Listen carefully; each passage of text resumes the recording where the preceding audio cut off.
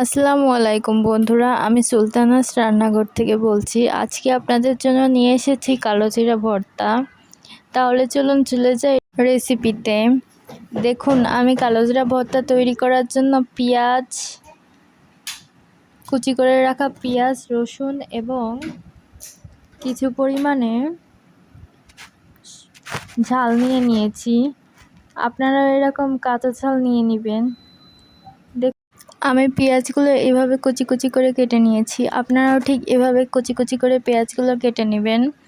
তাহলে আমি এখন নিয়ে নিয়েছি আসল উপাদান কালো জিরা।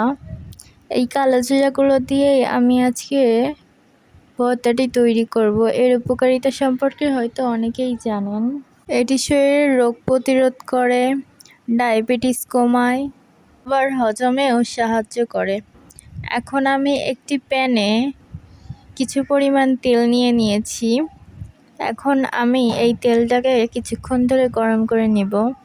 আপনারাও ঠিক আমার মতো মিডিয়াম হিটে দিয়ে তেলটাকে কিছুক্ষণের জন্য গরম করে নেবেন। তারপর এর মধ্যে কুচিয়ে রাখা রসুন এবং কাঁচামরিচগুলো দিয়ে দিব। কাঁচামরিচগুলো দিয়ে দেওয়ার পর এগুলো খুব ভালোভাবে নেড়েচেড়ে ভেজে নিতে হবে।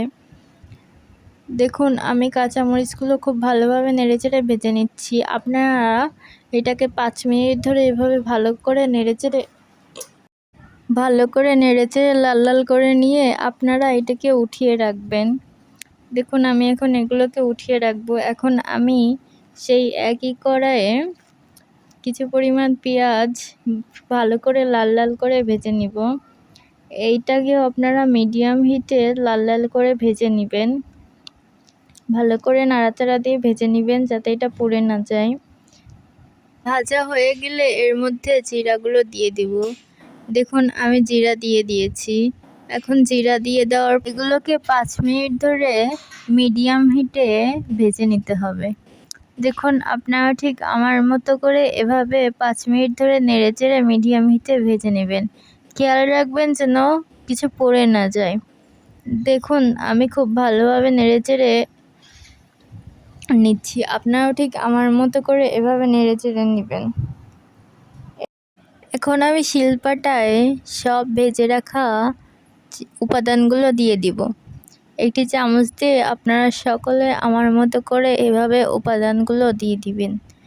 দিয়ে দেওয়ার পর এটাকে শিলপাটায় বেটে নেবেন।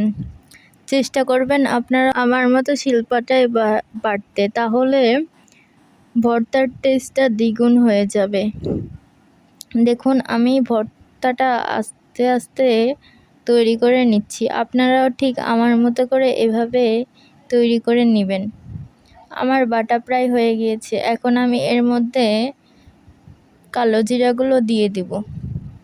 কালো জিরাগুলো দিয়ে সুন্দর করে বেটে নিব। এখন আমি সবগুলো উপাদান খুব ভালোভাবে বেটে নিচ্ছি। আপনারা অবশ্যই শিলপাটাটা ব্যবহার করার চেষ্টা করবেন সব বস্তু বাটার ক্ষেত্রে। ব্লেন্ডারে এটার স্বাদ কোনোভাবেই ভালো আসবে না এবং বাটাটাও ভালো মতো হবে না। দেখুন, আমার বাটা প্রায় হয়ে গিয়েছে। এখন আমি এই বাটা ভর্তার মধ্যে স্বাদ মতো মিশিয়ে দিব। মিশিয়ে দিয়ে এটাকে মেখে নেব। দেখুন, আমি এটাকে খুব সুন্দর করে হাত দিয়ে মেখে নিচ্ছি। আপনারাও ঠিক আমার মতো করে এভাবে হাত দিয়ে খুব সুন্দর করে মেখে নেবেন।